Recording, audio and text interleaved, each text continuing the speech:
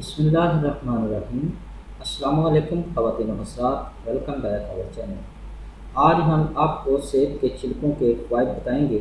अगर आप सेब छीलने के बाद उसके छिलके फेंक देते हैं तो उनके फ़वाइद को जानकर आप कभी भी इसके छिलके हैं कभी नहीं फेंकेंगे। अगर आप इनसे चाय बनाकर इससे फ़ायदा उठाएंगे तो आप जो है सादा चाय पीना जो है वो उसको भूल जाएंगे। तो एक रिक्वेस्ट है कि अगर आपने अभी तक हमारा चैनल सब्सक्राइब नहीं किया तो अभी हमारे चैनल को सब्सक्राइब करें ताकि हमारे चैनल की हर नई वीडियो आप तक पहुँचती रहे। वीडियो अच्छी लगे तो इसे लाइक और शेयर ज़रूर करें। नाज़रीन इकराम, चाय पाकिस्तान में आम मशरूब बन चुका है। दिन रात का कोई ऐसा हिस्सा नहीं है जब चाय दस्तयाब ना हो। सुबह नाश्ते में चाय, दोपहर खाने के बाद चाय, शाम 4 बजे चाय, फिर रात सोने से पहले चाय।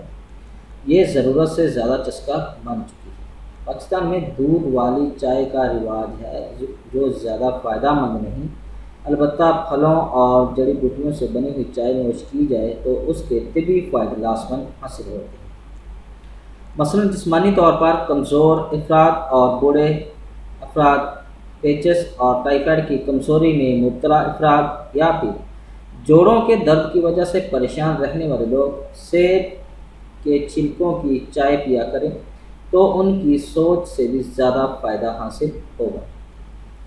सेब के छिलके अक्सर ज़ाया कर दिए जाते हैं, हालांकि उनमें भी गज़ाइयत, लज़्ज़त और बेशुमार फ़ायदे होते हैं।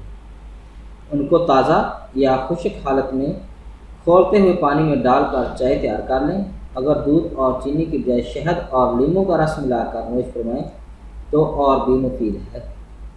इसी तरह आम के पत्तों की चाय बनाकर नज़ला, ज़ुकाम, ज़ोफ़े दिमाग, खांसी, हिचकी, खूनी बवासीर, साल, लिकोरिया और कसरत हैज़ का इलाज करती है। तरीका वही है जो दूसरी या आम चाय के बनाने का तरीका है। नाज़रीन इकराम, अगर इसमें से आपको किसी चीज़ की समझ ना आई हो तो कमेंट ज़रूर करें।